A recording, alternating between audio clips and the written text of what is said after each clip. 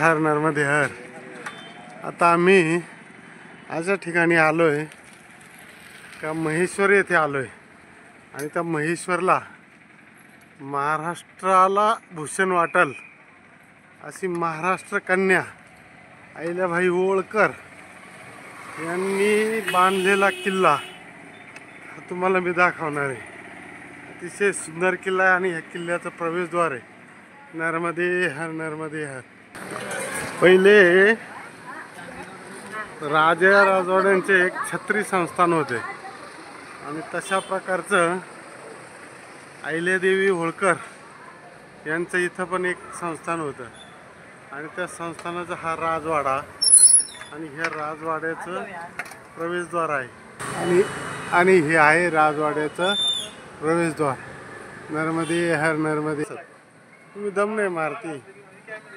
नर्मदे हर नर्मदे हर. नर्मदे हर नर्मदे हर. हे बघा अहिल्याबाई होळकरांचं हे पूर्णाकृती पुतळा आहे. खूप छान पुतळा आहे आणि त्यांचं जे स्मारक, त्यांचा जन्म 31 मे 1725 रोजी झालेला आहे आणि त्यांचं निधन 13 ऑगस्ट 1795 रोजी झालेलं आहे. नर्मदे हर नर्मदे हर. ही आहे अहिल्याबाई होळकर यांची पालखी. त्यावेळेला कुठं प्रवास करायचा असला तर या पालखीमध्ये बसून अहिल्याबाई होळकर या जात होत्या. नर्मदे हर नर्मदे हर नर्मदे. अरे हे बघा महेश्वर येथील राजवाडा. अहिल्याबाई होळकरांनी ही राजधानी बनवली होती 1766 साली. नर्मदे हर नर्मदे हर. हे बघा हे प्रवेशद्वार किती मोठे प्रवेशद्वार, राजवाड्याचं प्रवेशद्वार. ही राजवाड्यात असलेली त्यावेळेची बैठक. नर्मदे हर नर्मदे हर. नर्मदे हर नर्मदे हर. आणि इथं हे जे फोटो लावलेले आहे ना ते मल्हारराव होळकर, मालेराव होळकर, अहिल्याबाई होळकर आणि तुकोजीराव होळकर. त्याचप्रमाणे श्रीमंत काशीराव होळकर, यशवंतराव होळकर, मल्हारराव होळकर, मार्तंडराव होळकर आणि हरिराव होळकर असे सर्व होळकर परिवाराचे फोटो लावलेले इथं.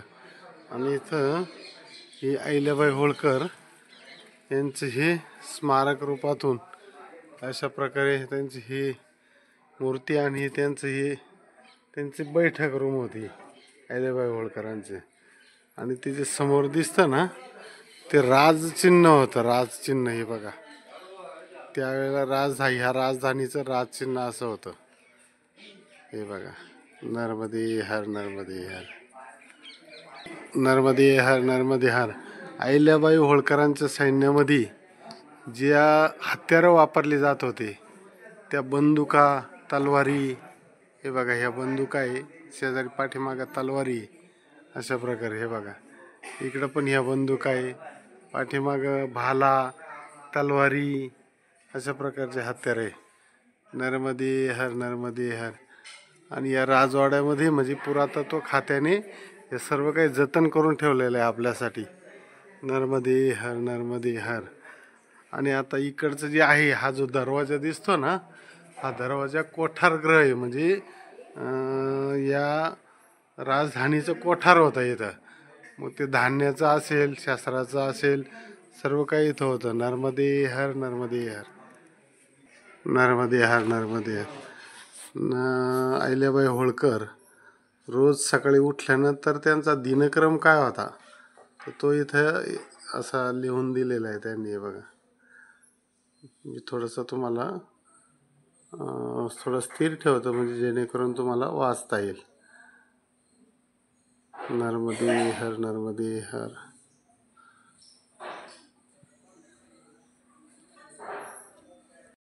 सुंदर राजवाडा हा त्यावेळेचा. अजूनही अशा प्रकारचे 2 मजली इमारत ही राजवाड्याची. प्रवेशद्वार तर किती भव्य. नर्मदे हर नर्मदे हर. हे बघा तोफ आहे. ही तोफ आहे त्यावेळेला युद्धामध्ये वापरलेली तोफ. नर्मदे हर, नर्मदे हर, नर्मदे हर, नर्मदे हर. हे बघा नर्मदा मैया ह्या किल्ल्यातून दिसते बाई समोरच, म्हणजे नर्मदा मैयाच्या काठालाच आहे. नर्मदे हर, नर्मदे हर. आणि हे मंदिर आहे बघा मैयाच्या काठावर, किल्ल्याला लागून मंदिर आहे. हे पण अहिल्याबाई होळकरांनी स्थापित केलेले. नर्मदे हर, नर्मदे हर.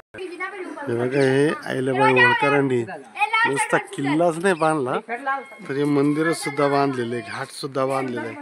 किती सुंदर मंदिर आहे. आणि तुम्हाला ह्या अहिल्याबाई होळकरांच्या कारकिर्दीचं तुम्हाला एक विशेष असं सांगतो तुम्हाला, की 2023 मध्ये एवढा या नर्मदा मैयाला पूर आला होता का चांगले चांगले बांधकामं कोसळून पडले होते.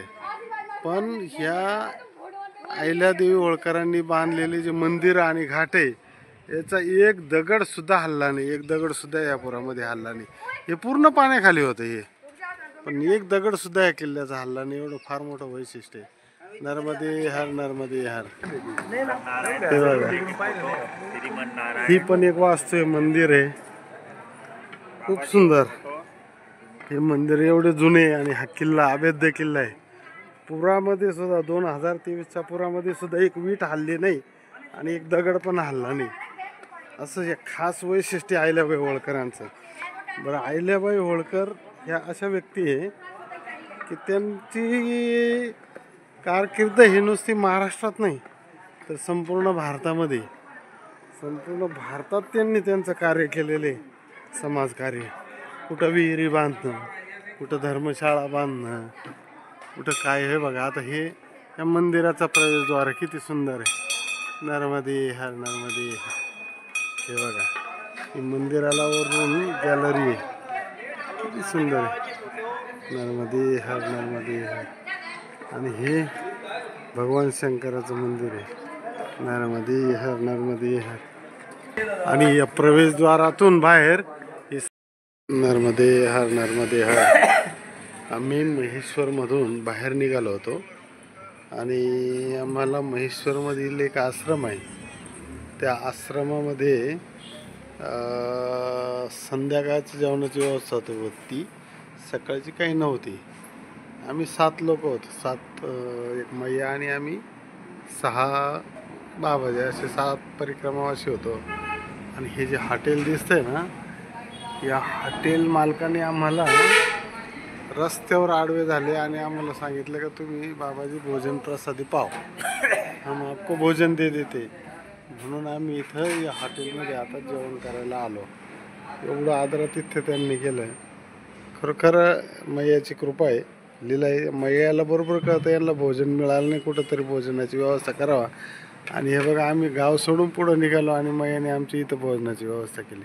नर्मदे हर, नर्मदे हर, नर्मदे हर, नर्मदे हर. जेवण करताना व्हिडिओ नाही काढला मी, पण आता आम्हाला हे भैया रस्त्यात आडवे आले आणि यांनी सांगितलं की आमच्या हॉटेलला जेवण करा. मग त्यांनी आम्हाला बिना कांदा लसणाचं जेवण दिलं. मस्त दाल तडका, रोटी, भात, सर्व काय गरम गरम जेवण दिलं. भैया जी आपके होटल का नाम क्या है? राजभोग होटल। राजभोग होटल. राजभोग होटल महेश्वर। अच्छा, आपका नाम? रितेश पाल। जी जी धन्यवाद. नर्मदे हर, नर्मदे हर, नर्मदे. हे खूप छान हॉटेल आहे, खूप चालतं. आणि त्यांनी खास इथं बोर्ड लावलेलं आहे हॉटेलच्या बाहेर, तर परिक्रमावासींसाठी मोफत जेवणाची व्यवस्था म्हणून. म्हणजे किती परिक्रमावासी हो, 1 हो, 5 हो, 10 हो. आमच्या अगोदर पण काही परिक्रमावासी जेवण करून गेले. आणि अक्षरशः आम्हाला आज जेवण मिळणार असं गृहीत धरून आम्ही महेश्वरच्या पुढं निघालो होतो. आणि तेवढ्यात यांनी हे इथं रस्त्यावर हॉटेल आहे राजभोग, त्या हॉटेलमध्ये आम्हाला जेवण करायला बोलावले. बघा या हॉटेल राजभोग हॉटेल, खूप छान हॉटेल आहे, रेस्टॉरंट आहे. आणि तिथं त्यांनी बोर्ड लावलेले नर्मदा परिक्रमा, पैदल परिक्रमावासी केले निःशुल्क भोजन व्यवस्था. नर्मदे हर, नर्मदे हर.